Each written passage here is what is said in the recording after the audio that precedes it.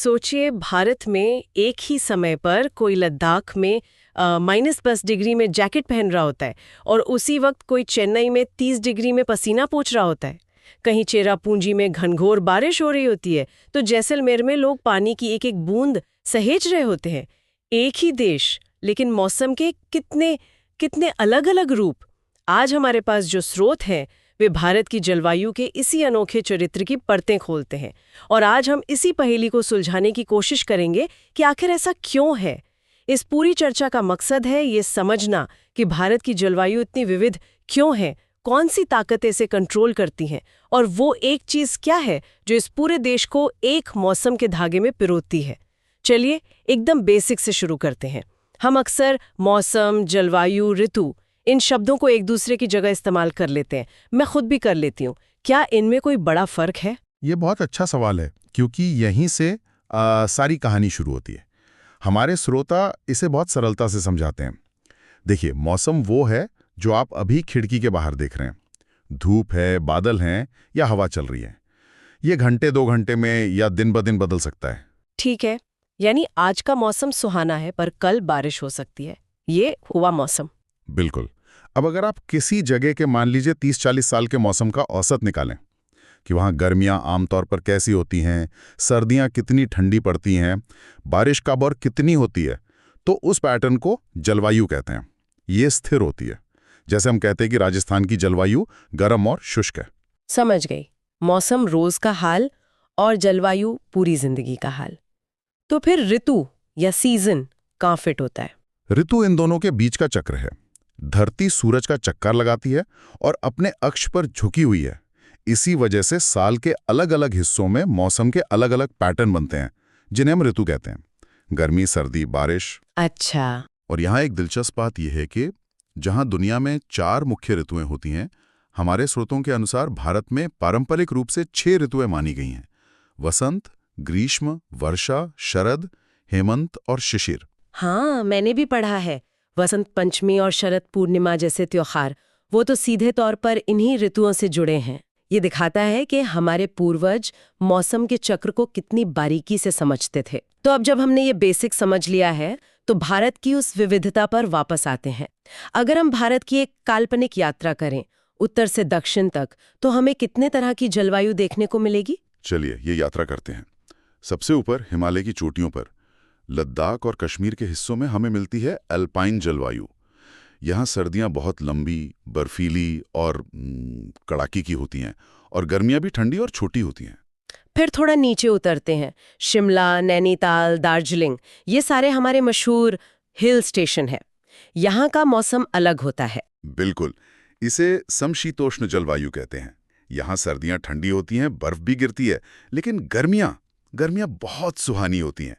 यही वजह है कि अंग्रेजों ने इन जगहों को अपनी गर्मियों की राजधानी बनाया था, मैदानों की भीषण गर्मी से बचने के लिए। और उन मैदानों की बात करें, यानी दिल्ली, पंजाब, उत्तर प्रदेश, बिहार, जहां देश की सबसे ज्यादा आबादी रहती है, वहां का क्या हाल है? वो है उपोष्ण कटिबंधीय जलवायु का इलाका। इसकी खासियत है कि यहाँ मौसम के दोनों एक्सट्रीम देखने को मिलते हैं। गर्मियाँ बहुत ज्यादा गर्म, लू के साथ, और सर्दियाँ काफी ठंडी, कोहरे के साथ। भारत का ज्यादातर गेहूं इसी इलाके में उगता है, जिसे ऐसी ही जलवायु चाहिए। और पश्चिम की तरफ चलें तो नजारा एकदम बदल जाता है। राजस्थान का थार मरुस्थल। हाँ, वहाँ है शुष्क जलवायु। दिन में रेत उबल रही होती है, रातें एकदम ठंडी हो जाती हैं और बारिश तो नाम मात्र की होती है। वहाँ के लोगों और प्रकृति ने खुद को उसी हिसाब से ढाला है। ठीक है, अब दक्षिण की ओर चलते हैं। मुंबई, गोवा, केरला, ये तटीय इलाके। इन पश्चिमी तटों पर उष्णकटिबंधीय आर्द्र जलवायु है। यहाँ साल भर तापमान ज्यादा रहता है और आर्द्रता यानी ह्यूमिडिटी भी काफी होती है। हाँ, बहुत। और मानसून के महीनों में यहाँ जबरदस्त बारिश होती है। ये चावल और मसालों की खेती के लिए जन्नत है। और भारत का वो हिस्सा जो बीच में है, जैसे महाराष्ट्र का कुछ हिस्सा, कर्नाटक, तेलंगाना, जो न तट पर है और न उत्तर में, वो है दक्कन का पठार, जहाँ अर्धशुष्क जलवायु है। यहाँ गर्मियाँ गर्म होती हैं, सर्दियाँ हल्की और बारिश सामान्य होती है, न बहुत ज्यादा न बहुत कम। कमाल है, एक ही देश में इतनी वैरायटी। अब सबसे बड़ा सवाल, ऐसा क्यों है? आखिर क्यों कोई जगह गर्म है और कोई ठंडी? क्या है वो कंट्रोल करने वाले फैक्टर? इसके पीछे विज्ञान के कुछ बहुत ही दिलचस्प और बुनियादी नियम काम करते हैं। हमारे स्रोत मुख्य रूप से 5 बड़े कारण बताते हैं। सबसे पहला और सबसे जरूरी है अक्षांश, लैटिट्यूड, यानी कोई जगह भूमध्य रेखा इक्वेटर से कितनी दूर है। इसे थोड़ा आसान भाषा में समझाइए। सोचिए सूरज एक टॉर्च है। अगर आप टॉर्च की रोशनी सीधी दीवार पर मारें तो एक छोटे से हिस्से पर बहुत तेज रोशनी होगी। भूमध्य रेखा पर सूरज की किरणें ऐसे ही सीधी पड़ती हैं। अच्छा। इसलिए कन्याकुमारी जैसे इलाके साल भर गर्म रहते हैं। और जैसे जैसे हम भूमध्य रेखा से दूर जाते हैं तो टॉर्च की रोशनी तिरछी होने लगती है और ज्यादा बड़े हिस्से में फैल जाती है, जिससे उसकी तीव्रता कम हो जाती है। यही ध्रुवों की ओर होता है। सूरज की किरणें तिरछी पड़ती हैं, इसलिए श्रीनगर जैसे ऊंचे अक्षांश वाले इलाके ठंडे होते हैं। ये सबसे बेसिक नियम है। ठीक है, ये अक्षांश वाली बात तो समझ आई, लेकिन मुझे एक चीज हमेशा कंफ्यूज करती है। तमिलनाडु में ऊटी और कोयम्बटूर नक्शे पर बिल्कुल पास पास हैं, मतलब उनका अक्षांश लगभग एक ही है। फिर ऊटी में स्वेटर और कोयम्बटूर में पसीना क्यों? बहुत बढ़िया सवाल। और यहीं पर हमारा दूसरा फैक्टर काम आता है, ऊंचाई, एल्टीट्यूड। जैसे जैसे हम समुद्र तल से ऊंचाई पर जाते हैं, हवा पतली होती जाती है, उसका दबाव और घनत्व वो कम हो जाता है। और कम घनत्व वाली हवा गर्मी को पकड़कर नहीं रख पाती, इसलिए वो ठंडी होती है। अच्छा, तो पहाड़ इसलिए ठंडे होते हैं क्योंकि वहां हवा पतली होती है। बिल्कुल। ऊटी और कोयम्बटूर इसका परफेक्ट उदाहरण है। कोयम्बटूर मैदानी इलाका है, जबकि ऊटी लगभग 2240 मीटर की ऊंचाई पर है। इसी ऊंचाई के फर्क की वजह से उनके तापमान में 15 से 20 डिग्री का अंतर आ जाता है, जबकि वो हैं एक ही अक्षांश पर। और तीसरा कारक समुद्र से दूरी। ये तो मैं मुंबई में रहकर अच्छे से समझती हूँ। यहाँ कभी दिल्ली जैसी कड़ाके की सर्दी या लू वाली गर्मी नहीं होती। मौसम ज्यादातर एक जैसा रहता है। एग्जैक्टली। इसे समुद्र का समकारी प्रभाव, मॉडरेटिंग इफेक्ट कहते हैं। इसका विज्ञान भी सरल है। पानी जमीन की तुलना में धीरे धीरे गर्म होता है और धीरे धीरे ही ठंडा होता है। तो समुद्र आपके शहर के लिए एक विशाल नेचुरल एयर कंडीशनर की तरह काम करता है, तापमान को ज्यादा ऊपर नीचे नहीं जाने देता। और दिल्ली या नागपुर जैसे शहर जो समुद्र से दूर है, वहाँ ये एसी नहीं होता। सही पकड़ा। इसीलिए नागपुर, जो लगभग मुंबई के ही अक्षांश पर है लेकिन देश के बीचों बीच है, वहां गर्मियों में तापमान 44-45 डिग्री तक चला जाता है और सर्दियों में 10 डिग्री तक गिर जाता है। तापमान का ये भारी उतार चढ़ाव ही महाद्वीपीय जलवायु की पहचान है। ठीक है, अक्षांश, ऊंचाई और समुद्र से दूरी, ये 3 बातें समझ में आ गई। चौथा फैक्टर क्या है? चौथा फैक्टर है पवनें, विंड्स। हवाएं कभी खाली नहीं चलती, वो अपने साथ उस जगह का चरित्र लेकर चलती हैं जहां से वो आ रही हैं। अगर हवाएं रेगिस्तान से आ रही हैं तो वो गर्म और सूखी होंगी, जैसे उत्तर भारत में गर्मियों में चलने वाली लू। अगर वो समुद्र से आ रही हैं तो अपने साथ नमी लेकर आएंगी और बारिश करेंगी। और इन हवाओं को रास्ता देने या रोकने का काम कौन करता है? वो करता है हमारा 5वां और आखिरी बड़ा फैक्टर, स्थलाकृति, यानी जमीन की बनावट, जैसे पहाड़ और पठार। भारत की जलवायु को तय करने में हमारे पहाड़ों का बहुत बड़ा हाथ है। हिमालय को ही ले लीजिए। वो सिर्फ एक पर्वत श्रृंखला नहीं है, वो भारत का जलवायु रक्षक है। रक्षक? वो कैसे? सर्दियों में मध्य एशिया और साइबेरिया से बर्फीली जमा देने वाली हवाएं चलती हैं। हिमालय एक विशाल दीवार की तरह खड़ा होकर उन हवाओं को भारतीय उपमहाद्वीप में आने से रोक देता है। अरे वाह! अगर हिमालय ना होता तो आज दिल्ली और पटना भी शायद सर्दियों में जम रहे होते। कमाल है। और पश्चिमी घाट का भी तो ऐसा ही कुछ रोल है। बिल्कुल।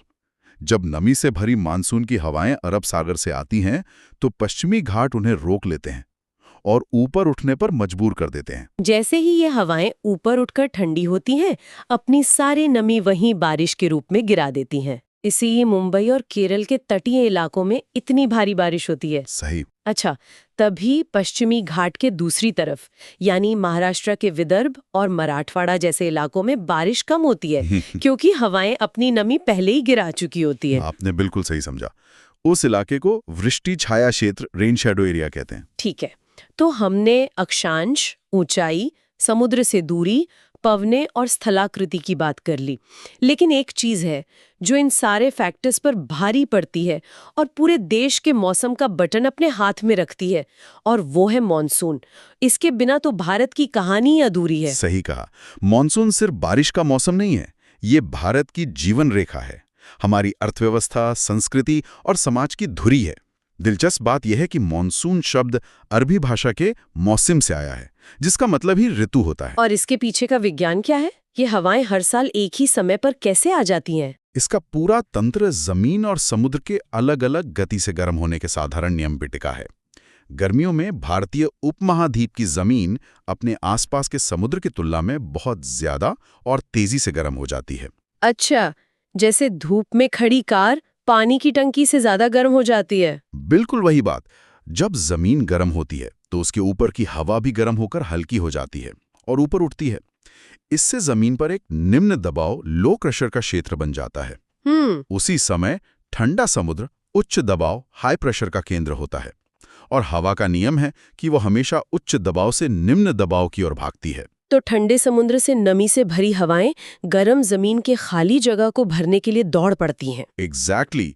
और जब ये नमी से लदी हवाएं जमीन पर पहुंचती हैं तो जबरदस्त बारिश करती हैं। यही हमारा दक्षिण पश्चिम मानसून है, जो भारत की 70% से ज्यादा बारिश के लिए जिम्मेदार है। एक मिनट, तो अगर गर्मी में हवाएं जमीन की तरफ आ रही हैं, तो क्या सर्दी में ये वापस भी जाती हैं? क्योंकि तब तो जमीन ठंडी हो जाती होगी। बहुत अच्छा सवाल है, और यही मॉनसून का दूसरा कमजोर हिस्सा है। सर्दियों में प्रक्रिया उलट जाती है। जमीन समुद्र से ज्यादा ठंडी हो जाती है, तो जमीन पर उच्च दबाव और समुद्र पर निम्न दबाव बन जाता है। अच्छा। अब सूखी और ठंडी हवाएं जमीन से समुद्र की ओर चलने लगती हैं। इसे उत्तर पूर्व मॉनसून कहते हैं। जब हम मॉनसून की इतनी बात कर रहे हैं तो इसके एक्सट्रीम्स भी तो होंगे। भारत में कोई ऐसी जगह है जहां ये मॉनसून सबसे ज्यादा कहर या कहूं कि मेहरबानी बरसाता है? बिल्कुल, और वो जगह है मेघालय का मौसिनराम। ये वही स्थलाकृति यानी टोपोग्राफी वाला पॉइंट है जिसे हमने पहले डिस्कस किया था। वहां की खास कीप के आकार की पहाड़ियां बंगाल की खाड़ी से आने वाली मॉनसून की हवाओं को ऐसे फंसा लेती हैं कि वो अपनी सारी नमी वहीं छोड़ने पर मजबूर हो जाती हैं। नतीजा, दुनिया की सबसे ज्यादा औसत वार्षिक वर्षा। मुझे स्रोतों में ये पढ़कर भी बड़ा मजा आया कि मानसून ने हमारे संगीत को भी कितना प्रभावित किया है। राग मेघ मल्लार के बारे में तो सब जानते हैं, कहते हैं कि उसे गाने से बारिश होने लगती है। हाँ, और अमृत वर्षिणी जैसे कई राग भी हैं। ये दिखाता है कि मानसून सिर्फ एक भौगोलिक घटना नहीं है, ये हमारी संस्कृति की आत्मा में बसा है। यहाँ तक कि हमारे पूर्वजों ने बारिश का अनुमान लगाने के लिए प्रकृति के संकेतों को पढ़ना सीख लिया था। जैसे वो कौवे के घोंसले वाली बात। हाँ, कई समुदायों में माना जाता है कि अगर कौवे अपना घोंसला पेड़ की चोटी पर बनाते हैं तो कम बारिश होगी, और अगर नीचे बनाते हैं तो भारी बारिश की संभावना है। या अमलतास के फूल खिलने के लगभग 45-50 दिनों के अंदर मानसून के आने का अनुमान। ये सदियों का संचित ज्ञान है। तो ये तो हुई विज्ञान और संस्कृति की बात, पर यह सब हमारी आपकी रोजमर्रा की जिंदगी पर, देश की अर्थव्यवस्था पर कैसे असर डालता है? इसका असर हर जगह है। हमारी संस्कृति को ही देखिए। भारत के ज्यादातर बड़े त्योहार, बैसाखी, पोंगल, बिहू, ओणम, ये सब कहीं ना कहीं फसल की कटाई या बुवाई से जुड़े हैं, जो सीधे सीधे ऋतुओं और मॉनसून के चक्र पर निर्भर हैं। और अर्थव्यवस्था, हम तो आज भी सुनते हैं कि इस साल मॉनसून अच्छा रहा तो अर्थव्यवस्था की रफ्तार तेज होगी। क्योंकि हमारी कृषि का एक बड़ा हिस्सा आज भी मानसून पर निर्भर है। एक खराब मानसून यानी कम बारिश का मतलब है फसल का बर्बाद होना, गांवों में आय का घटना, खाने पीने की चीजों का महंगा होना, और यहां तक कि लोगों का काम की तलाश में शहरों की ओर पलायन करना। इसका असर पूरे देश पर पड़ता है। और इन सबके बीच शहरों का अपना एक अलग ही मौसम बन रहा है। स्रोतों में नगरीय ऊष्मा द्वीप या अर्बन हीट आइलैंड्स का जिक्र था। ये क्या चीज है? ये एक बहुत ही आधुनिक और चिंताजनक बात है। हमारे शहर जो कंक्रीट, डामर और कांच से बने हैं, वे दिन में सूरज की गर्मी को बहुत ज्यादा सोखते हैं।